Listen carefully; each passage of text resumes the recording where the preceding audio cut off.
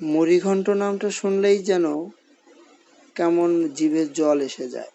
অনেকেই এই নামটা শুনেছেন কিন্তু সঠিকভাবে রান্না করতে পারেন না বলে খেতে পারেন না। আজ আপনাদের দেখাবো কিভাবে কাতলা মাছের মাথা দিয়ে মজাদার মুড়িঘন্ট তৈরি করা যায়।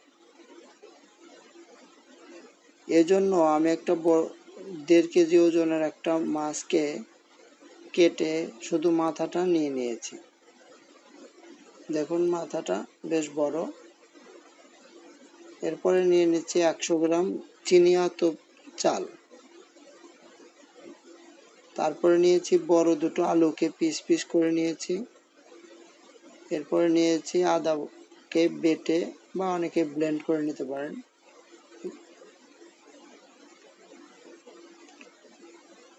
জিরা বাটা। এরপরে নিয়ে নিয়েছি শুকনো মরিচ এবং কাঁচা মরিচকে বেটে। এরপরে গরম মশলা বাটা।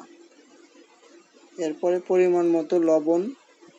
তারপরে দিব গোটা জিরা। এরপরে নিয়েছি তেজপাতা এবং শুকনো মরিচ গোটাটা। এরপরে হলুদ গুঁড়া নিয়ে নেব। চলুন এবার রান্নাঘরে যাই। প্রথমে আমি একটি প্যানে দিয়ে দিচ্ছি বড় 1 চামচ তেল। তেলের মধ্যে আমি বড় মাছের মাথাটাকে পিস পিস করে নিয়ে তেলে দিয়ে সুন্দর করে ভেজে নেব। মাছের মাথাটা যখন ভালো ভাজা ভাজা হয়ে যাবে, দেখুন ভাজাটা কিন্তু ভালোই করতে হবে, খুব বেশি কড়াও না এবং একেবারে নরমও না, মিডিয়াম আঁচে রেখে ভালো করে ভাজতে হবে।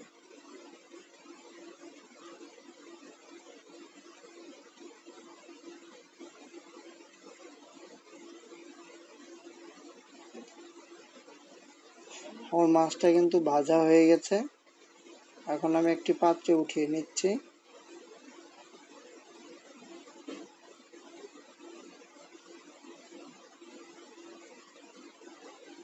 আমি আর একটি পাত্রে মাছগুলো ভাজাগুলো উঠিয়ে নিব।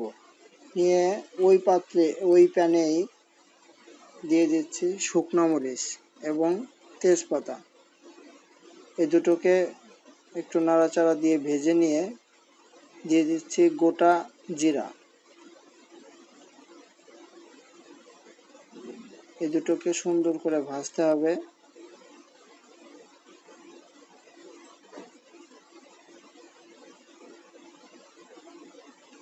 বেশ লাল লাল হয়ে গেলে তখন আমি দিয়ে দেব আলু পিস পিস করা।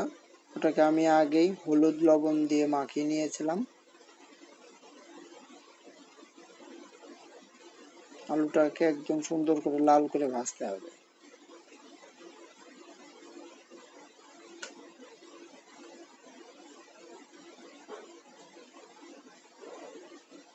এরপরে দিয়ে দিচ্ছি আদা বাটা, জিরা বাটা,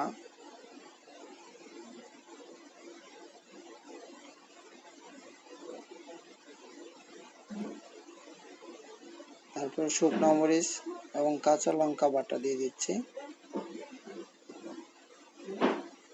দিয়ে ভালো করে আলুটাকে কষাতে হবে। যেভাবে মাংসটা কষায় ঠিক সেরকম করে সুন্দর করে কষিয়ে নেব। এরপরে দিয়ে দেব আতপ চাল বা অনেকে চিনি গুঁড়ো আতপ চাল বলে থাকেন। এটাকে দেওয়ার আগে অবশ্যই 5 মিনিট ভিজিয়ে রাখতে হবে।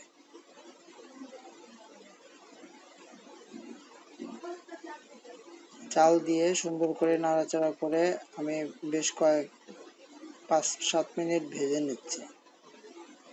ভেজে যখন শুকনা শুকনা হয়ে যাবে ভাজাটা, দেখুন খুব শুকনা শুকনা হয়ে গেছে ভাজাটা। এরপরে দিয়ে দিচ্ছি আমি মাছের মাথাগুলো যে ভেজে রেখে দিয়েছিলাম সেটাকে।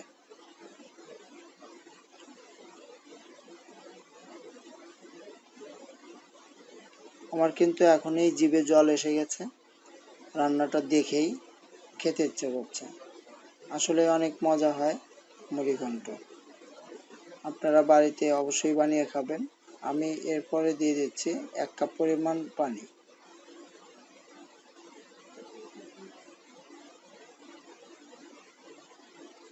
পানিটা দিয়ে 2-3 মিনিট ভাজা হয়ে গেলে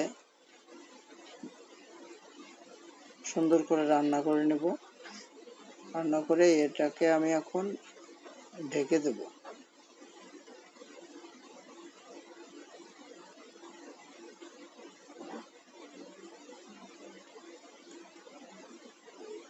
ঢেকে দিয়ে 2-3 মিনিট পরে আবার নামিয়ে নিচ্ছি।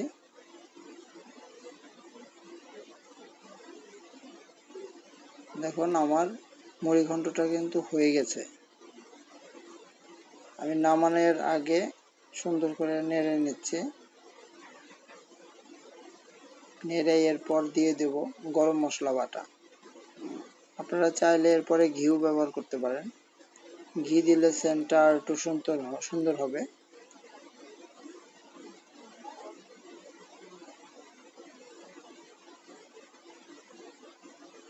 এরপরে হয়ে গেল আমাদের আজকের মুড়িঘন্ট, কাতলা মাছের মুড়িঘন্ট। রেসিপিটা কেমন হয়েছে আপনারা কমেন্ট বক্সে জানাবেন। আর যারা আমাদের চ্যানেলটিকে সাবস্ক্রাইব করেননি তাদের কাছে অনুরোধ করছি আমাদের চ্যানেলটিকে সাবস্ক্রাইব করুন আরও সুন্দর সুন্দর এরকম রেসিপি পেতে। ধন্যবাদ সবাইকে।